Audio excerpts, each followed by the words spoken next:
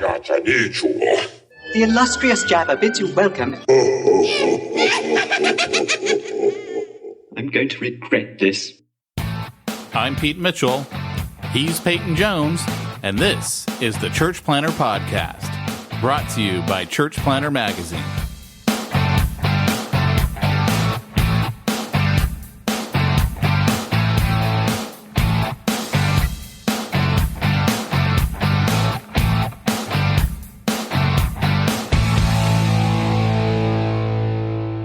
All right. Here's for the real, all right. The real podcast. Hey, Church Planter, this is Pete Mitchell. And this is Peyton Jones.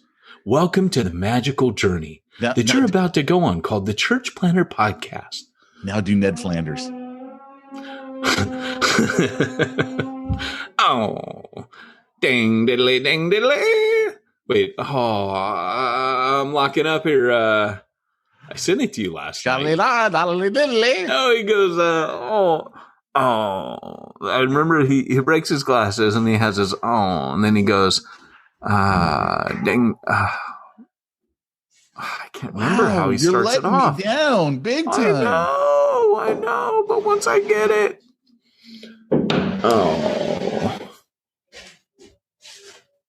I can't remember how it goes. Well, it's the beginning. It's that first line. I've lost it, but once I get that, I'm gold. It all just falls into place. Yeah, he goes, they did their best, shaddily, gotta be nice, hostiddly diddly. I can't remember. And then he goes, yeah. Hell, ding dong crap.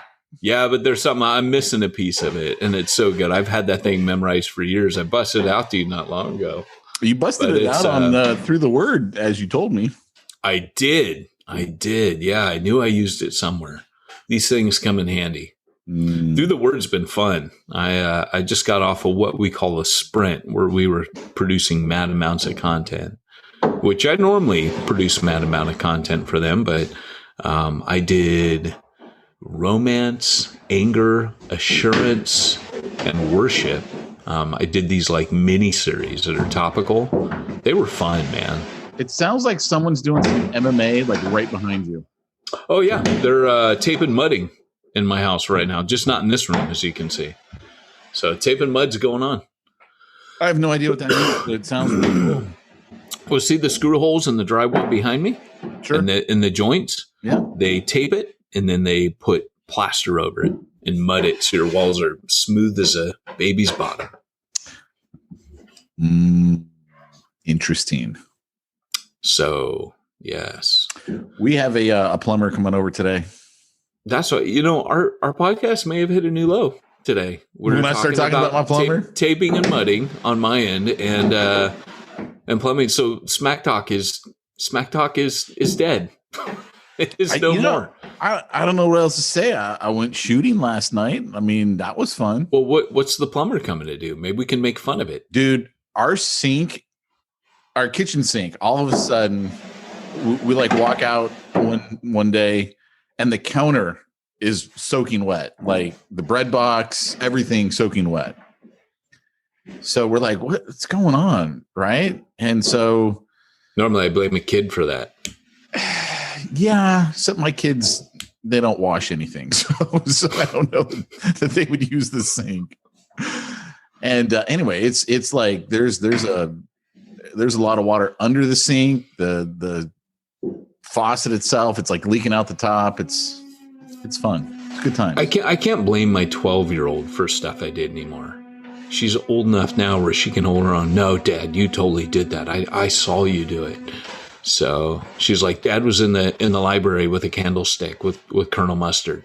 So I get busted when I do stuff now by my 12-year-old, but my 8-year-old, I could totally still blame her for things. Nice. That's what you want in a child, someone who you can blame. Inappropriately timed gas, all kinds of things. You just blame the kid. But I have a dog. You know what my dog did to me this week? Last week I told you guys about the magic of Popeye's popcorn living inside my body, which they took out. By the way, never mind. It came back benign, so I'm not dying. So that's good. So you on the podcast, you've heard that right after my wife. The other night, I'm like, by the way, I got my lab back. I'm not dying. I forgot to tell you. So that was good. You don't That's want why to you forget told your to wife? tell.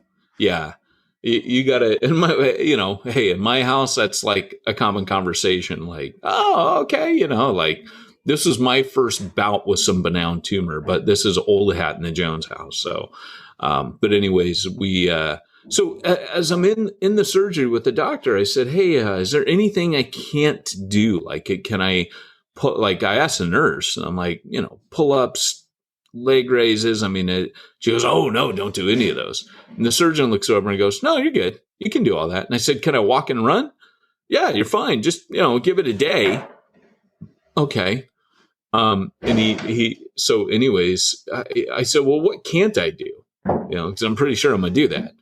And he goes, well, like, don't go to karate class and have someone karate kick you right on your sutures. That would be bad. And he started laughing. I go, okay, I'll try to avoid that. Now, is this the same doctor that on the day of the surgery, you're like, wait, are you cutting me? Doctor, is there going to be any cutting involved? Nobody told me that. And he starts laughing. At first, he looked at me like, uh-oh. And then he started laughing. But yeah, so I'm coming in the gate Sunday, and my Doberman puppy is so excited to see me. Now, keep in mind, she's probably about 75 pounds right now. She's 8 months old. She's got about 20 pounds to go. Mom was 95 pounds. I'm in trouble. Like, this dog jumps on me, and where do her paws land? Dobermans are pouncers. They should call them Doberman pouncers, not Doberman pinchers. She pounced right on my suture wound. So I got those pulled this week. They came out. So, yeah. So that was fun. Did you have to go back and explain to the doctor, hey, doc?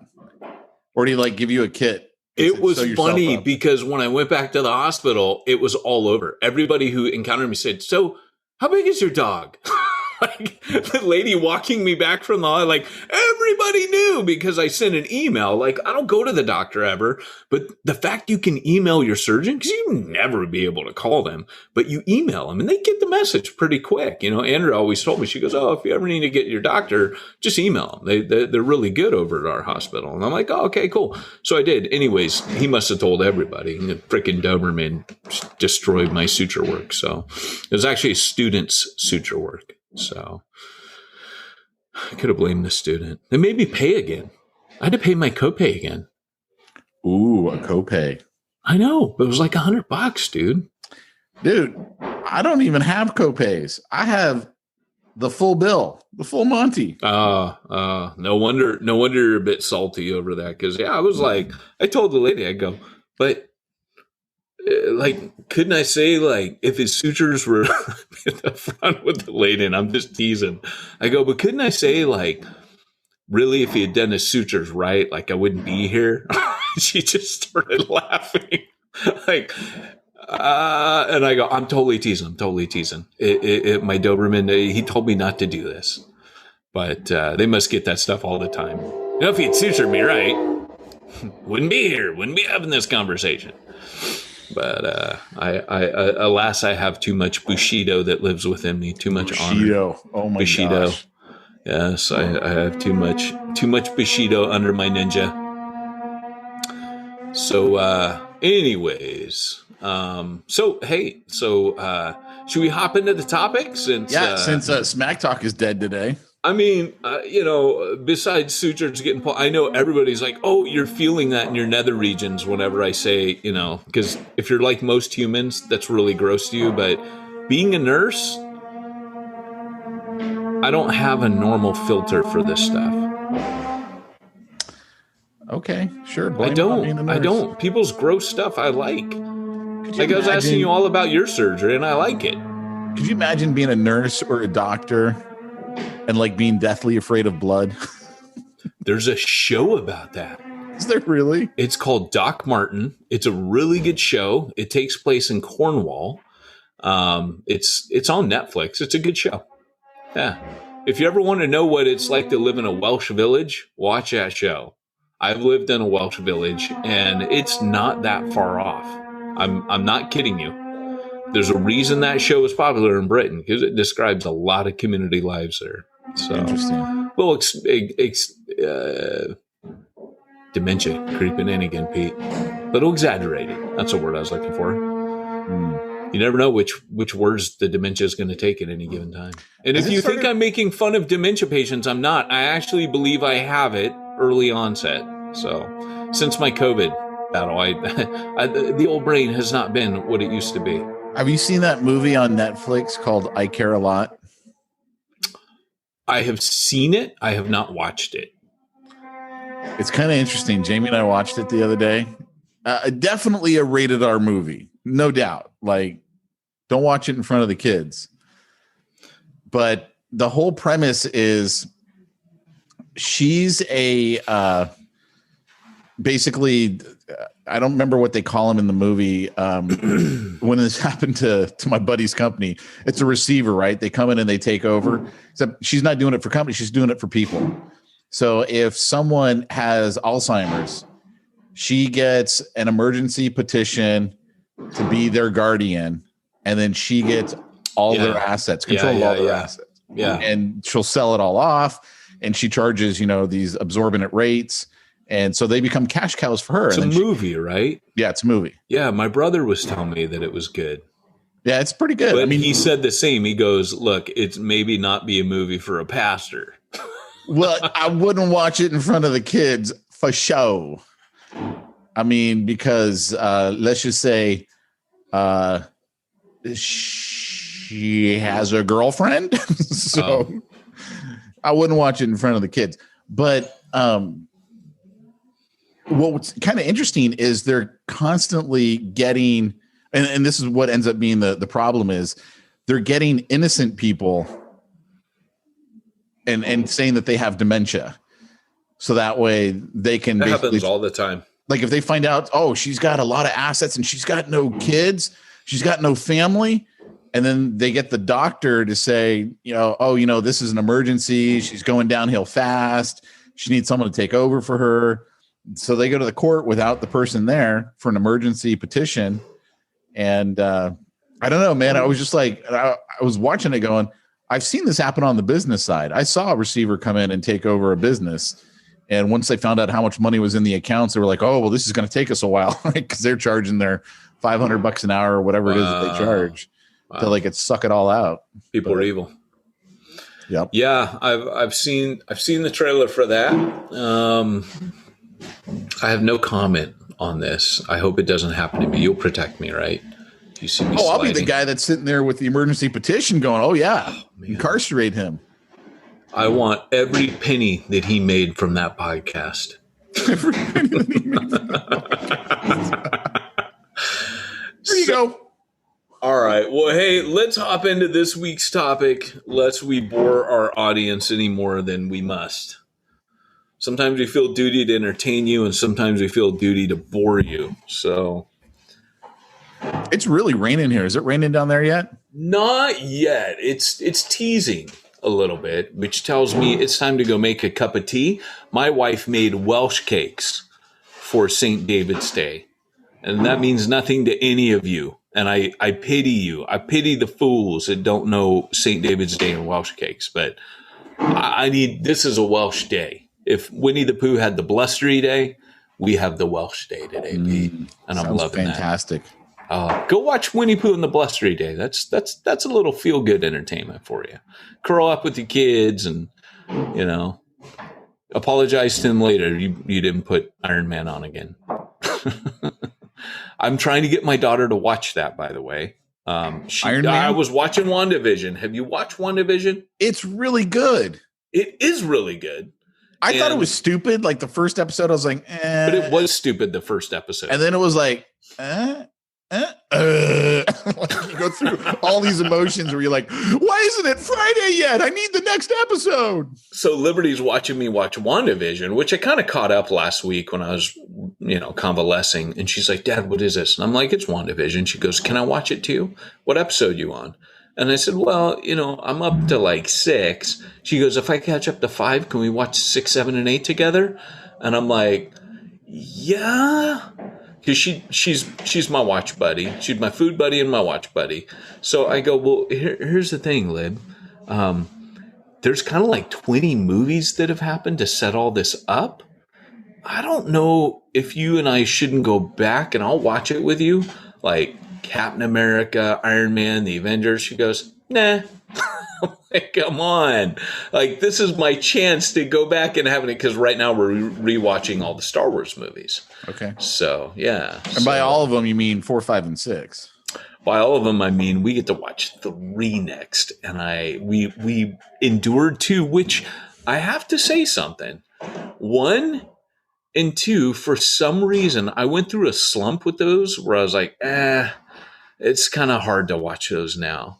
I have to say, recently, I was like, if you're listening to the podcast, Pete just turned his video off.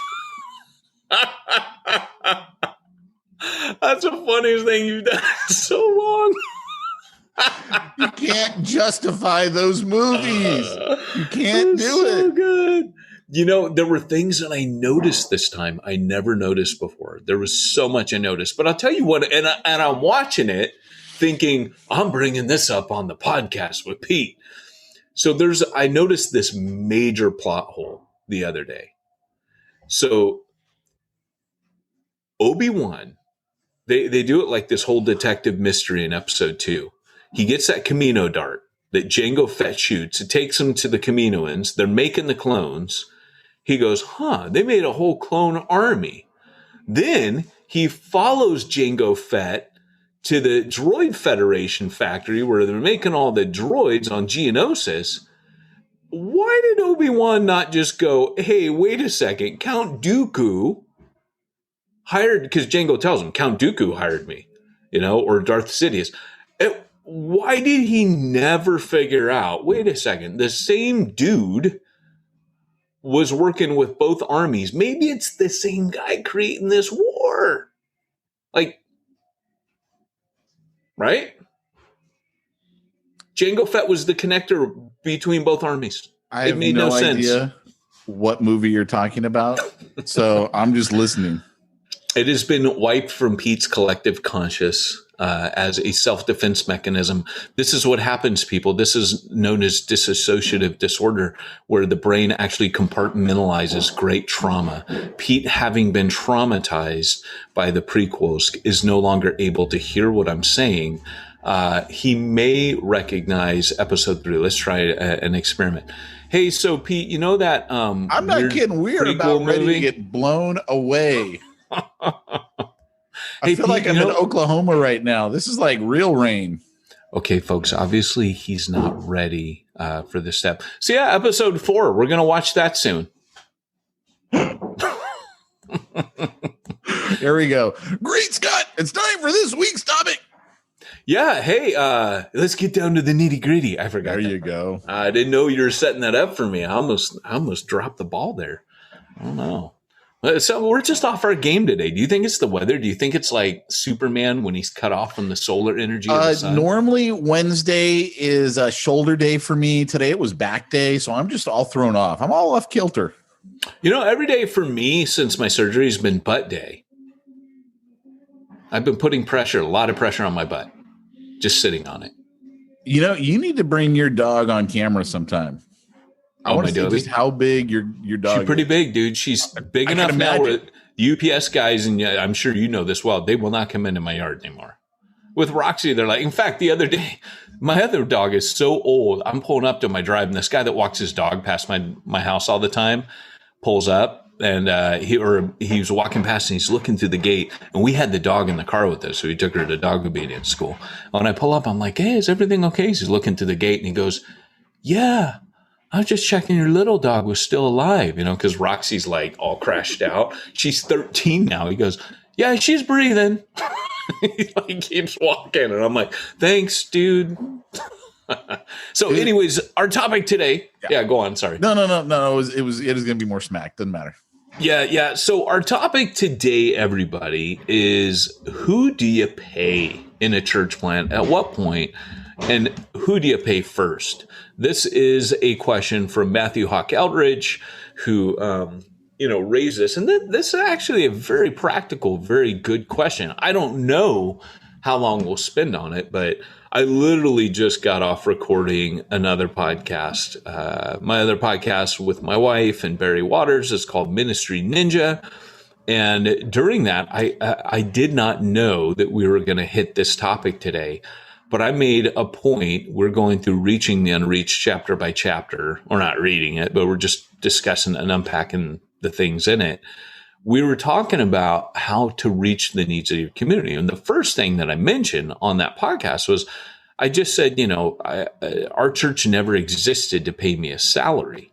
And that was one of the secrets, because Barry made the observation. He goes, the thing is, Peyton, I looked around at other churches, some of the bigger churches, and they had money. And he goes, and we did not have a lot of money, but we did a lot of stuff in the community. And I made the point, well, that's because I chose not to get paid. I only got paid 2 years in. My assistant said, hey, I think we need to give you a little bit of money. And I was like, no, it's all right, man. I'm good. And he's like, no, I think it's right. It's a principle. The worker's worthy of his wage. So I got talked into it. Then when we adopted Liberty, he took me aside and sat me down. He was a treasurer. This is Jeff. He was kind of the prophetic guy I write about in Church Zero. Cha-ching. So different than Dan Sam's treasurer. Just a little. Usually, we have a surplus of money in the bank when I leave a church, not a deficit, and not someone embezzling. Contrary to claims of such, Pete, as you would well know. The old wounds, it's never healed, to quote Excalibur. Always a good excuse to quote Excalibur. It's an inside joke with me and Pete. But hey, by the way, I put an inside joke in my newsletter this week from this podcast. And I mentioned it was an inside joke from the podcast. I said, hey, by the way, did you know I was writing a textbook? I did see that, actually. Yeah, a little shout out, a little represent. But anyways, going back to my story, which I interrupted 6 different ways in the last 60 seconds. But I purposefully did not take a paycheck. But Jeff came to me and said at Pillar, he's like, hey, you've got a baby now. Everything's different for you. You have a kid. And he's like, you need to come on staff full time. And I'm like, no, I'm all right. I'm right. He goes, no. You have no idea what's about to hit you. You need to come on staff. We need to take care of you now. And it was kind of cool. Like that was a cool way to have that happen. Because I hadn't been full time on staff anywhere since I left Huntington Beach. So that was kind of cool. And we had the money, and that was year 4 of the church plant. And I stayed on staff for 1 year before coming back to America. But I mean, it was a purposeful choice for the first 4 years to just keep pouring that money into the community. And it really, I don't think it ever brought a single person to the church doors, but it helped us focus on the lost. It changed us. Let's put it that way. If you can change your congregation and they see that, and I made the point on this other podcast, if you get a chance, I actually cried in the podcast today because I started reading about some of the brokenness in our, and it put me right back in the room. Like I don't get emotional much on our podcast because I'm Karate Man, and Karate Man don't bruise on the outside. He bruises on the inside. See, fools can't see that. Sorry. That's from Trading Places. Got to quote that too. That's why we can't have nice things, Pete.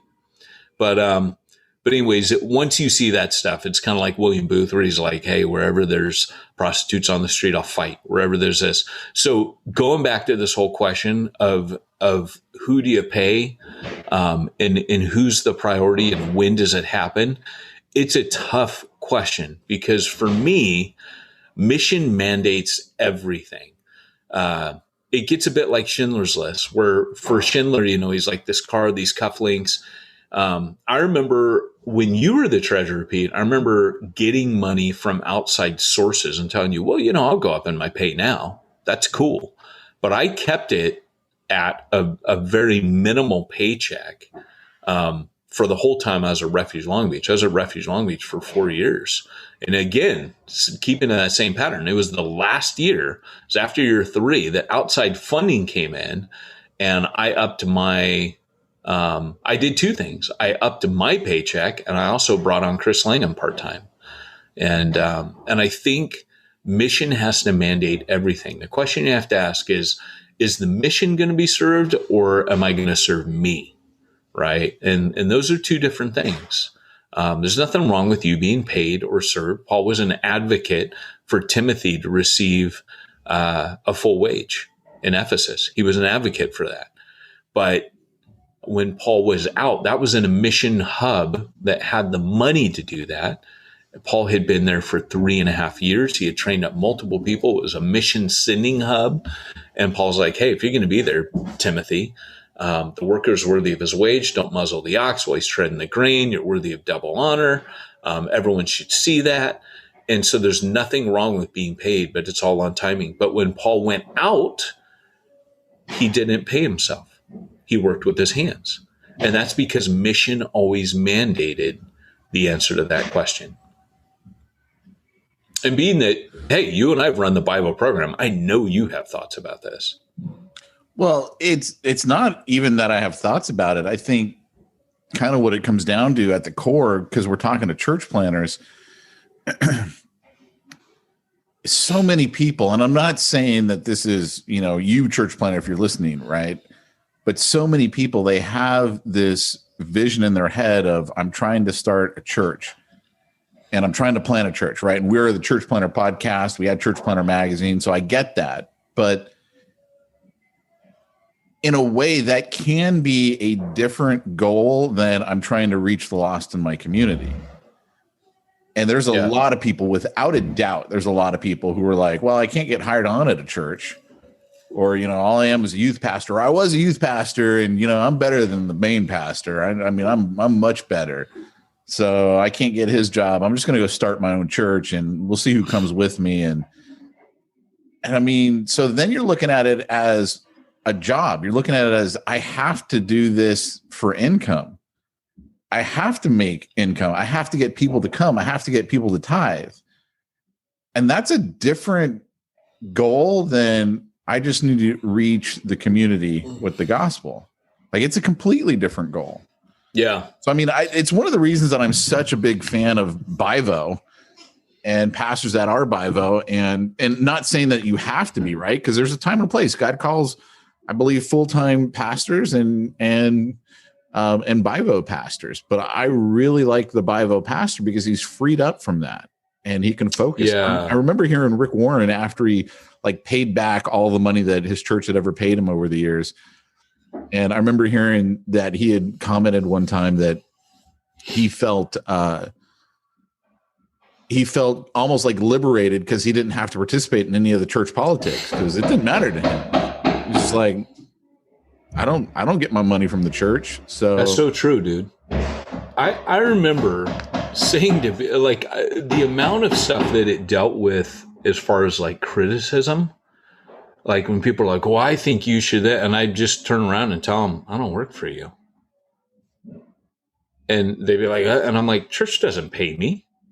What are you talking about? I'm not doing this for money. That's cool. You think, what? I don't think you should do this. And I turn it right back around on them. I know that's kind of you're being a little salty and sassy, but it was kind of like in Wales, there was this idea that you owned the pastor. You kept him poor. Yeah. You kept him humble. And you know this from your dad being minister. But I just turn it back around and say, you know what?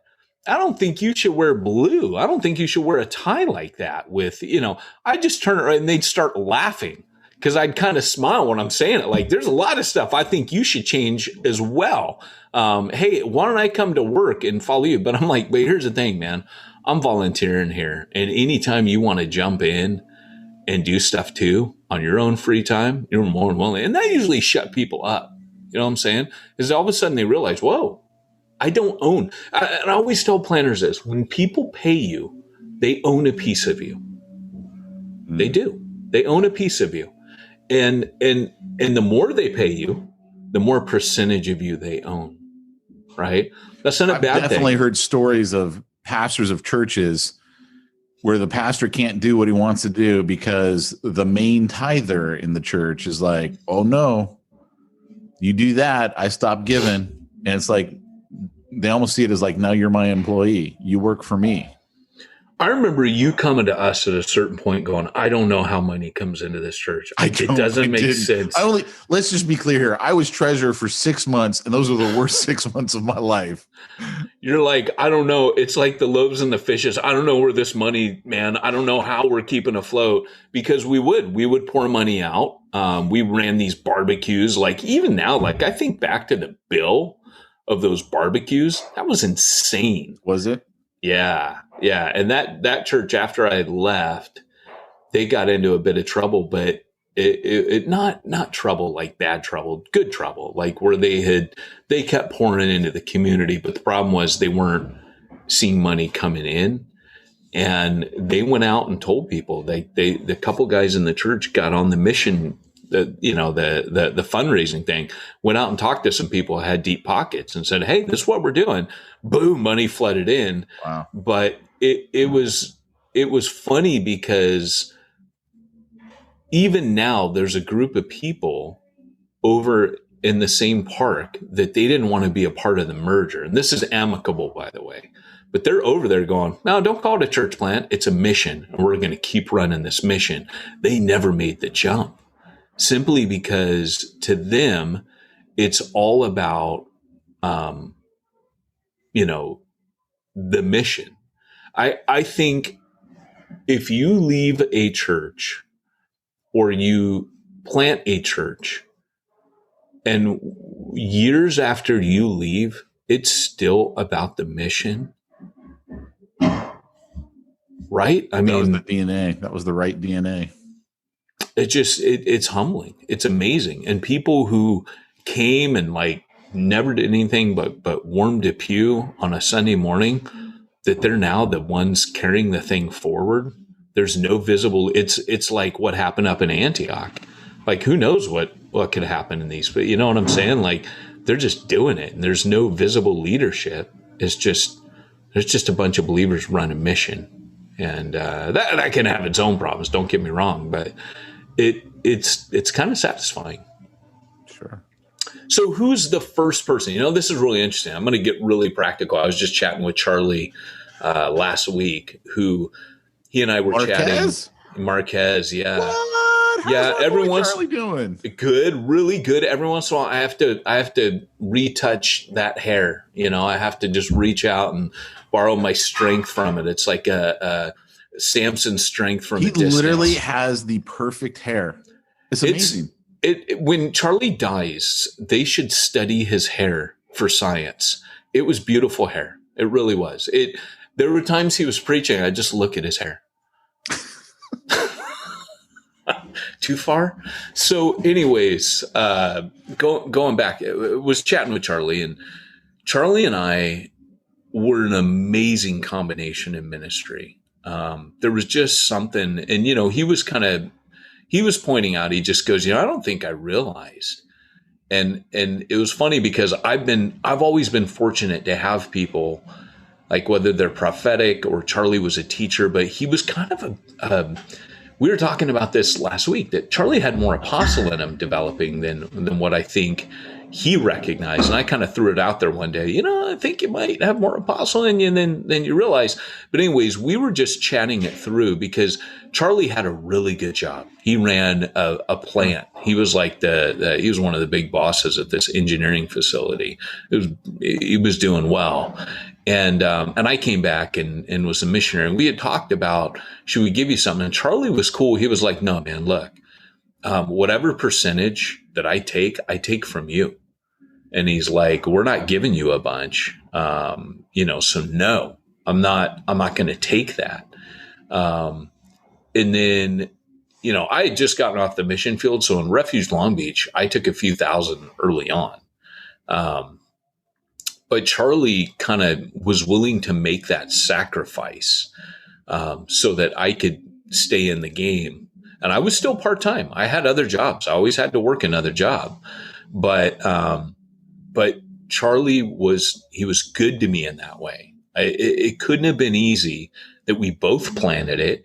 I sucked so much of his time. Charlie and I were literally on the phone every day talking about the church. People in the church started saying we had a bromance. And, you know, and it his was wife, really just you saying that to Charlie. We got a bromance, right, buddy? Right? Me and you, right, man? Me and you. But, you know, what happened was, obviously Charlie would have been the next guy. My philosophy, when you have a team of elders, is they are all equal and there is one person leading the team, but that doesn't mean that's the person that needs to get paid, even if they're the team leader. Typically, when you plant a church, the apostolic is the team leader initially. I would not advocate that an apostle always leads the team. Like, it's not a personality thing. It's not that functionally an apostle should lead.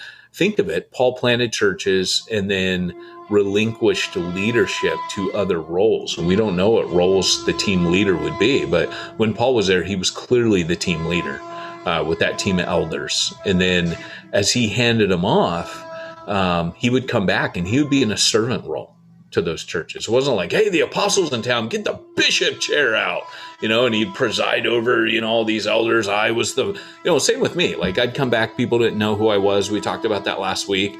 And it was very satisfying to come back in and people didn't know you. Or maybe I was Ralph Moore I was talking with. I confused you too. But I just did a webinar with Ralph on Friday. And he was talking about he would come back into his church and people wouldn't know him. And I was saying, oh, that happened to me in Refuge Long Beach. I'd come back and people that had joined after me had no idea who's this bald guy talking up front, which is great. That's how you want it. But I would come back to serve. So, you know, the whole idea is that, to me, the person who should get paid is the person taking the greater risk, right? The greater risk to family, the person sacrificing the most security, the person who is laying down their life more for the church. I feel that you earn the right to be paid. So, and going back to Charlie, had Charlie at any time said, hey, Peyton, I'm stepping away from my job or I'm going to reduce my hours, that what little paycheck I was getting would have been in half immediately. Because it would be like, dude, you and I are in the same boat. There's kind of like this honor system. It's not me, senior leader, me, you know, I mean, I would say in church planning, I was helping to train Charlie, but in ministry, there wasn't a lot I could teach him. Like, he was an equal. Does that make sense? Yeah. It does. In ministry, Charlie was more like a Barnabas than a Timothy. So I didn't see him as my underling, or I saw him as an equal, right? Whereas if Barry came, you know, onto a team with me, same with Chris Langham. Chris Langham was a Barnabas. I may have known, you know, a little bit more about church planning simply because I had more experience. But again, it's who is going to lay down their life the most, gets the most pay. The worker is worthy. Whoever is on that turnstile and taking the risk and taking the responsibility gets it. And that can be a very hard thing to define. You know, I think in Charlie and Mike's case, I was very poor and I was investing 4 days a week in the church, not working and then working at night or whenever I could doing other things like teaching online courses or whatever. So, yeah. One of the things that I'll throw out there, and this has only come up this week because of one of my clients. What's that? Are you muted? I'm going to mute because that is really loud. Sorry. One of my clients who also happens to be a sponsor of our podcast, simplifychurch.com. Josh and I were talking this last week because we were putting together some marketing stuff for him. And he said something that I actually really agree with. He's like, look, I don't care if the pastor is the accountant or not, but they need to understand what's going on with the accounts. And they need to have like a working knowledge of this is what's coming in, whether or not they know who it's coming from. He goes, that can be debated, right? Because some people want to know, some people don't want to know who it's coming from. But the pastor, or, you know, the church planner, I would say that probably even the whole team, the core team, needs to know, okay, this is what's coming in. This is what's going out. This is what the books look like. And so many pastors are like you, right? They're non-math pastors, as we always joke. You're not a math pastor.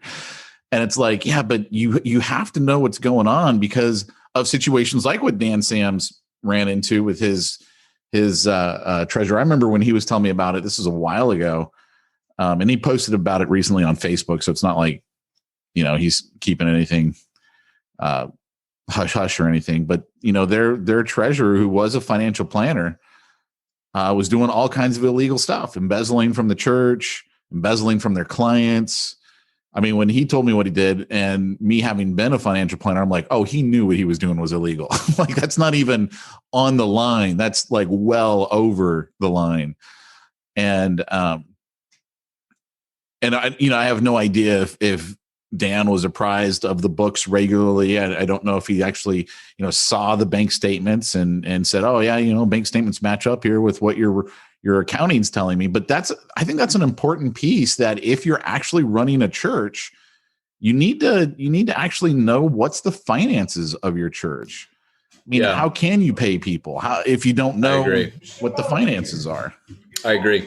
I've spoken with pastors before. They're like, I don't want to know what people pay or, what people give because I don't want to treat them any differently.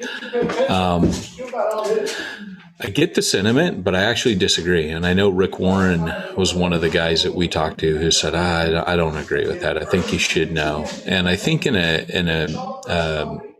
I think it is kind of weird. Like the early church knew.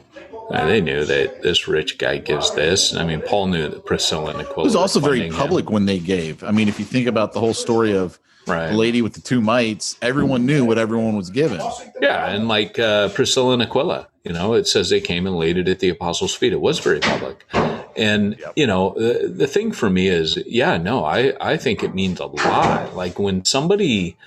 It's an issue of integrity in the heart that if you treat someone differently, that's just James smacks you on the head for this. Says don't do that. Like you're either gonna do that or you're not gonna do that. But I do think that when you have somebody who's like feels really strongly about something, and is making a big stink and they don't contribute, like kind of like Judas. Like Judas goes, all that waste, and then it says, but he was stealing from the purse. That's why he said that. You start to see a pattern with people. The people sometimes that yell the loudest about money are the people that never contribute. And it's what I like is it's very easy to write them off and even to confront them and say, hey, look, man, I know you gave like $200 this year. And I know you work as such and such. And look, man, I just think you need to shut up. I was like, what are they going to say? Yeah, no, you didn't earn the right to throw your weight around on this issue, And, Chuck Smith was a guy who, he was really cool about this because he was in a very affluent, Orange County, California, Costa Mesa. He had a guy write him a check for the first ever Harvest Crusade. And guy gave him a check and said, just write whatever you want. And Chuck just handed it back to him and said, I appreciate it, but I actually think God's going to provide this money. And I don't, it was kind of like Abraham when he says, I don't want the king of Sodom saying, I made Abraham rich. He's like, this is a God thing. God needs to be the guy. So these are all principles that I think are healthy to keep in mind when it comes to it. But as far as who to pay first, I think I've answered that. I would be really reluctant to say you paid this role next, right? Like, for example, if I got a worship leader and he's busting his butt or she's busting her butt, really, again, going back to that sacrifice thing, like I don't feel automatically like I always think it's weird that like I'll go preach, or like people invite me to preach and like I don't charge for that. Like if they want to give me something great, but people, if I go to a church plant and preach, there's no way I'm taking their money. There's just no way. It's like, no, you keep that, you give that to your community. I'm not taking that. I don't care. It's again, Charlie Marquez. That's going to be a lot more money to you in what you're sacrificing than to me what I'm getting. Does that make sense? Yeah. Like that's more money to you than it is to me, to this work. And I also feel like I'm taking it from the planner or I'm taking it from that community. So I tend not to take, if it's not an established church, an honorarium, and I never require it. This is what I'm trying to get at. I go preach anywhere for free, right? I don't make money off my books. I write those for free. I invest my time knowing I'm not going to make money off this thing. This is not a money thing for me. And preaching is the same. And so I always find it strange, and all the worship leaders are going to hate me for this, that's like the thing that you got to pay the worship leader, right? Like I always think to myself, well, like, what am I paying for? Am I paying for you to play the guitar? Am I paying for your skill? Am I paying for all the lessons you paid for? Like, I don't know what I'm paying for, but I know that somewhere out there is someone that's just like, hey, I'd just be happy to lead worship for God. Like, I don't need you to pay me for it. I mean, that's cool if you want to. I'm not going to say no. If you want to bless me, that's cool. But that's different. The expectancy that in a burgeoning mission, that has to be like, and don't get me wrong, I've always paid my worship leaders. I've never not paid them, but I do still think it's strange that it has to be. You don't have to pay the sound guy. You don't have to pay people working the parking lot, but if you don't pay that worship leader, you don't even have to pay the preacher. You know what I'm saying? But if you don't pay that worship, I find it strange. I find it really strange. That's the one person you always pay. And I don't know where that came from, but I know Paul used the word hireling. Jesus used the word hireling. There are people that are, and Paul said some preach for gain, financial gain. Some preach out of pure motive, some out of impure. So you're always going to find that. And then he goes, but hey, thank the Lord, Christ is still being preached. So, I mean, but again, I've always wanted to take care of the people around me at the same time as a leader. So like always with my worship leaders, they're never people that have a bunch of money. So I do pay them because I want to bless them and I want to thank them. So I would say I've probably been quicker to pay others in ministry over my career than I have myself. I would also say that one of the things that I always found unique about your philosophy is that if it's time for someone to take a break, pastor, worship leader, whatever, you made it clear to them, we're not going to cut off your money just because we're telling you need to take a break. And to me, that speaks very much to the heart and the DNA of the church, as opposed to this is a business. And well, since we're not paying you to lead worship, we're going to need that $1,000 a month or, whatever it is you're paying, because we're going to go hire someone else. So you out of a job too. You need to take a break and you out of a job. I mean, right. That's jacked up, right? I mean, it's like. That's a really good point. I wouldn't even have remembered that. But yes, I think that's key because that's the number one reason that people don't take a break. Because the money, I need it. It's now an income and an income source. And I got to have it. Yeah. Yeah, no, I'm a firm believer in paid sabbaticals. I think they're amazing. Actually, I've been back for 10 years. You're like, in fact, if someone wants to continue a paid sabbatical for me right now, I'll take it. I'm telling you, man. It's funny though, because I'm in this really awesome place right now with Through the Word where I get paid well to do something I absolutely love and can't believe I actually get paid to do. I honestly cannot believe that I get paid to do Through the Word. It's amazing to me. Now, if they say, I can't believe we pay Peyton to do this, that's where the problem is.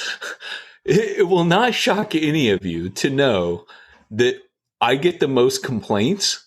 I had this one where I started doing something really stupid and I recorded another track of me in the background going, make it stop.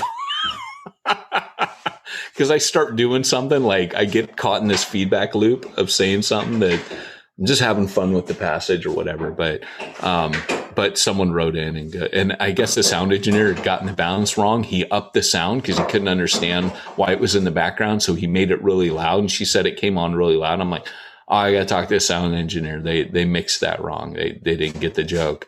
But I get the most complaints. And I just told them, I was just wait until Song of Solomon. Just wait. They just hired a lady to handle all the emails. And I'm like, okay. That's good. That's good. You hired someone to handle these because they're coming in.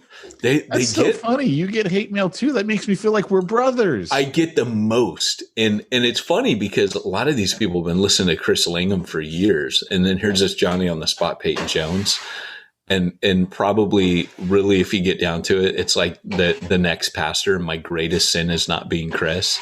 Right. That's what they're really upset about is, why do I got to listen to this guy? I want Chris Lingham again. But they're stuck with me for multiple books. And so these books are new. It's like there's been an influx of Peyton Jones on Through the Word this past year because I've been cranking out tons of content. But yeah, I'm in such a great place, man. We're working for them. No joke, kind of is like a sabbatical. I have, to quote the Hebrews, I have this sense of shalom. I mean, I'm building my house right now, and I'm feeling the best I have in years. That should tell you something. Most people are going nuts by now. I'm tired. I can't wait till I'm done. You just had surgery for cancer. And my Doberman just pulled my sutures out. Anyways, Pete, one of the things that I'm glad about is that, there is a place out there called simplifiedchurch.com that keeps people from going through what Dan Sams did. Someone looking over your shoulder, checking the books and making sure that what happened to Dan Sams doesn't happen to you. Hey, if you want to keep yourself out of jail and keep your church IRS compliant, you need simplifiedchurch.com. That's right. Don't let what happened to Dan Sams happen to you. Go to simplifiedchurch.com. Is that cool? Like, can we say that or is that wrong? Man, you should have had Simplified Church. It's all your fault. Yes. All right. Well, hey, we changed that one up and offended Dan Sams greatly. But in the meantime, I'll give him a shout out. Go listen to From Concealment podcast with Dan Sams and Pete Mitchell. Woo, woo. So now I think the yin and the yang have evened out. Yeah, the problem with the From Concealment podcast is you guys are about to get canceled. Oh, I'm sure cancel culture is going to take care of us. Apple's going to take care of us. Facebook's going to take care of us. Dan's a pastor. Now this episode's no good. They're going to find this and ban this one. I'm just saying, Dan might be a pastor, but he's also a freedom lover. And yes. it's we get into political issues. Doesn't he make guitars as well on the side? Probably for fun. Knowing him. Todd Wilson makes electric guitars on the side. Does he really? Yeah. Yeah. Wow. I remember when I was working for Exponential at one point, he had something on it. I'm like, hey, what's that? He's like, oh, it's just a little something I'm working on. And I'm like, and his wife was on the call and she's like, yeah, no, you didn't know that? He builds electric guitars from scratch. That dude, he's pretty impressive. So he's a nuclear engineer. A nuclear engineer. Yeah, there's nothing that dude can't do. So it was pretty funny. It was fun working with him. But anyways, well, hey guys, thanks for joining us. This has been Peyton Jones, as usual. I'm always me. And Pete Mitchell reminding you, if you want to reach ones nobody's reaching, need to go where nobody's going and do what nobody's doing.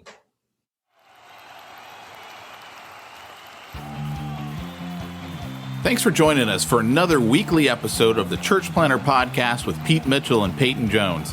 We'd love to hear your comments on this episode of the Church Planter Podcast. Visit us online and let us know what you thought at churchplanterpodcast.com. If you subscribe to us via iTunes and have enjoyed the podcast, leave us a positive review. The more positive reviews we receive in iTunes, the more iTunes will promote us to other church planners who would benefit from this show. This podcast is brought to you by the Church Planter Magazine, which is available in the iTunes newsstand or online via churchplantermagazine.com.